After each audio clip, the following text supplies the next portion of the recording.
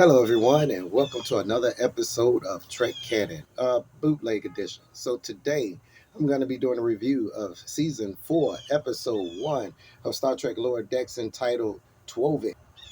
Now, right off the bat, for everybody who's Canonites, it's been a while since I've been able to do videos. But see, the thing is, it's not actually that. I've been trying to do this rewatch, right? This reaction video of Star Trek, the original series, Space Heat, right?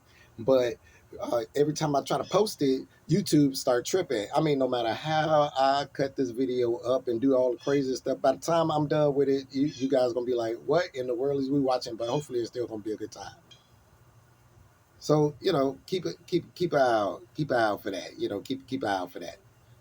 So let me tell you again, what I really like about Star Trek Lower Decks is their ability to pay homage to.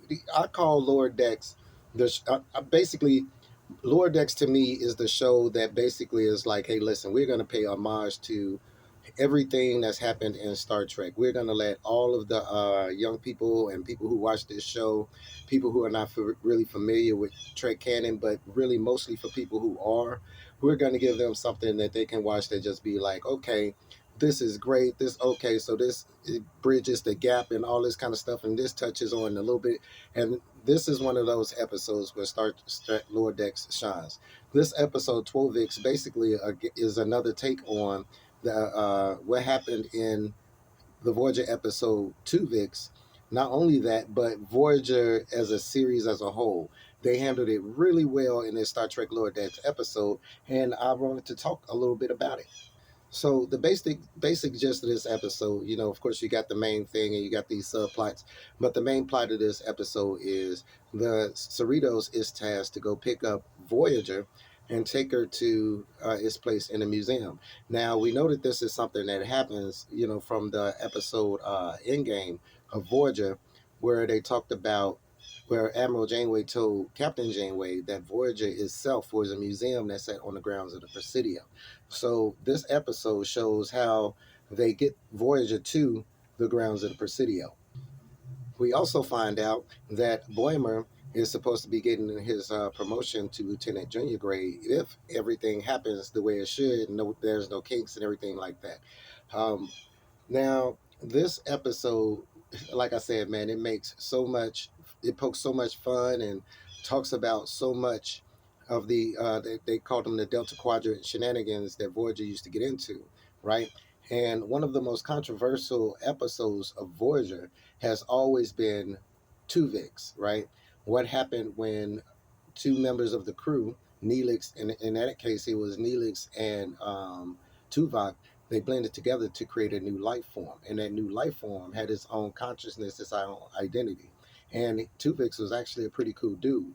But a lot of people had a problem with the decision that Captain Janeway ended up making in the end of that episode, right? A lot of people consider it murder. A lot of people consider it unethical, and there's always been a lot of fanfare around and a lot of debate amongst Trekkies about if Janeway made the right decision. So I'm glad that they decided to expand and go into that particular aspect of Voyager the most in this episode of Lower Decks, because we find out that two members of the crew end up getting joined together. And I'm not going to go into a lot of the spoilers.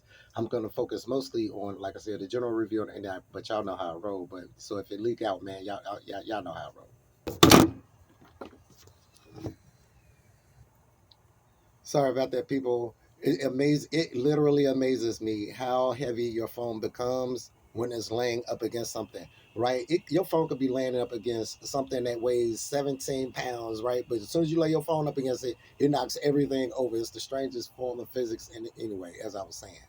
Am I going to keep that in there? Yes. Why? Because it's a bootleg. And what's the point of bootlegs, man? We just out here chilling, man. We just out here talking. Y'all know how it is in the bootlegs.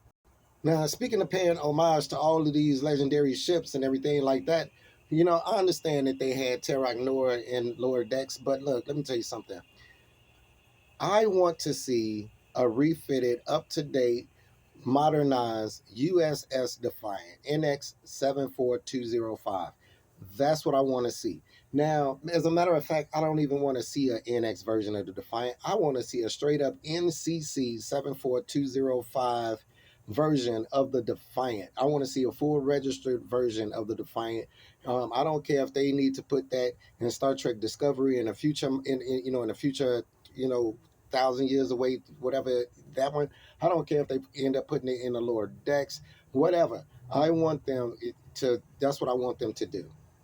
So basically, man, the crew of the lower decks, they beam over and everything, and right off the bat, you get the Star Trek Voyager music. It's awesome. The first thing that I noticed was the mannequins that they were moving around because of course, with any display with any static display, you have to have what these the people who were at these stations, and I seen a 7 to 9 mannequin, and I was about to be like, oh snap, they got a 7 9, and then I start to notice all of the other mannequins, and they did a very good job at how they drew them to where you'd be like, oh, I know exactly who that is.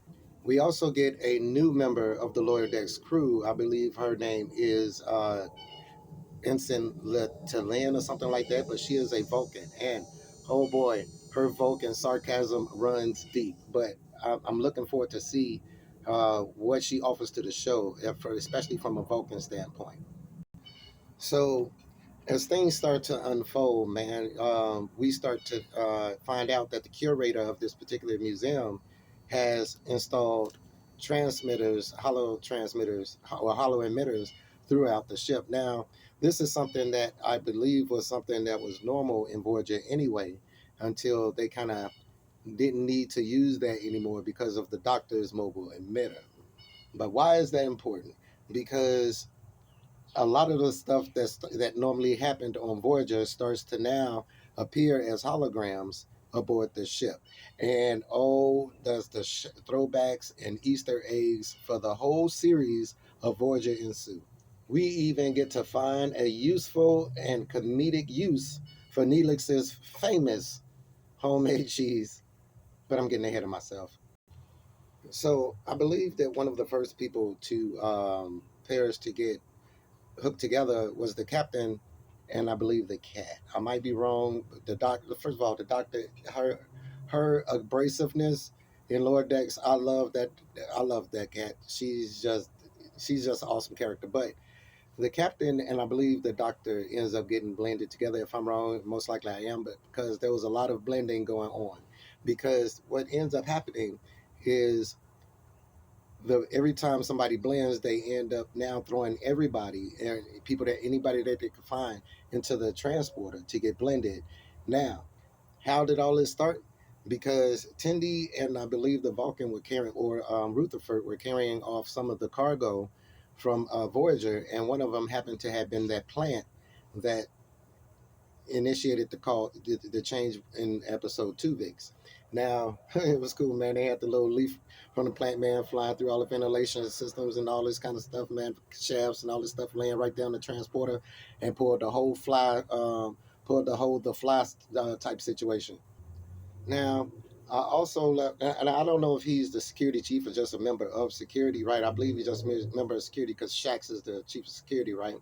But I love the fact that he's a member of the Temerians, I believe it was, but that they found a way to have him say things that are Temerian, but also blend it with things that are kind of English, and it's cool the way they have the relationship going between him and the commander, right? What was his name? Commander Ransom, right?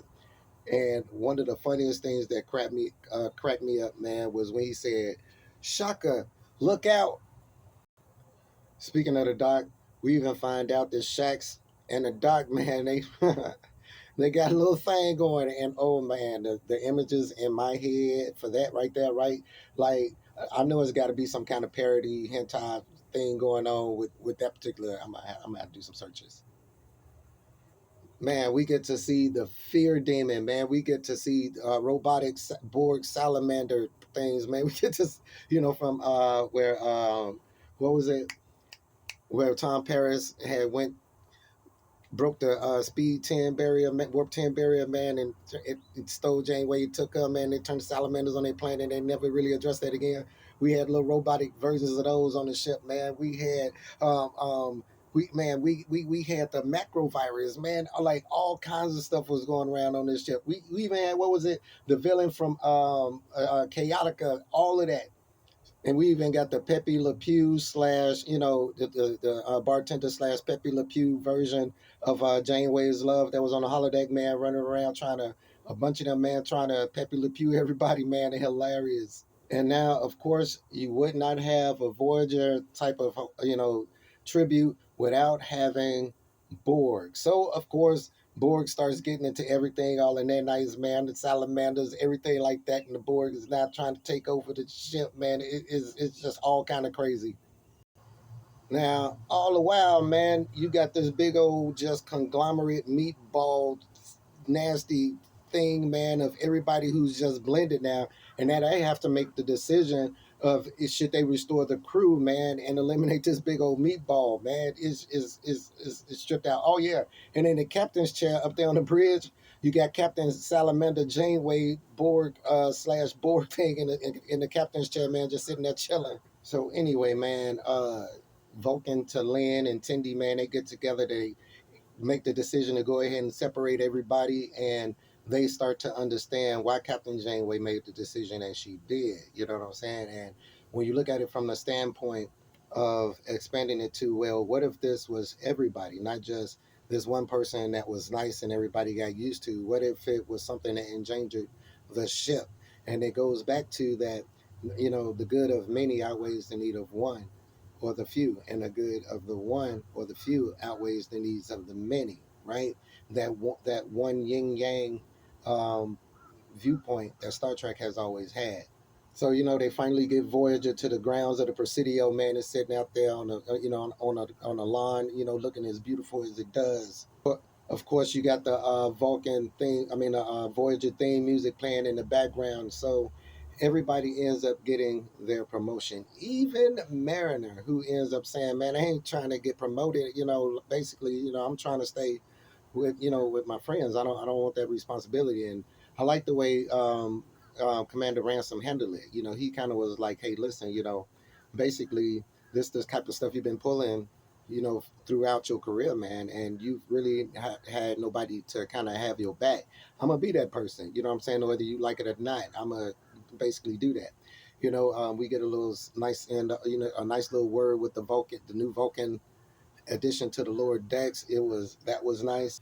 But I'm gonna have to say, in the vein of Voyager, right? If you really want to think about Voyager lower deck officers, somebody had to get Harry Kemp, and it turned out to be Rutherford. Man, Rutherford didn't get a promotion after all the stuff Rutherford be doing. Man, he had to get Harry Kemp. Man, that was the final trope of Voyager that they had to address.